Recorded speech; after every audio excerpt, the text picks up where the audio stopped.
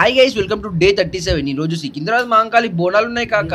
నేను first time పోతున్నా. మా వదిన వాళ్ళ ఇంటి ముందు నుంచి వెళ్ళే పలారం బండి తీస్తారంట. పోడుతోనే కరెక్ట్ టైం కి స్టార్ట్ అయింది భయ. పలారం బండి జరుగుతుంది. ఆ పోతురాజులు బయటకు వచ్చినారు. ఆ హవా చూస్తే మజా ఉంది. నేను చెప్పిన దానికన్నా ఆ సౌండ్ తో వింటేనే నెక్స్ట్ లెవెల్ అనిపిస్తుంది భయ. ఇంకెందుకు మరి ఆ సౌండ్ తో ఇందాం పదండి.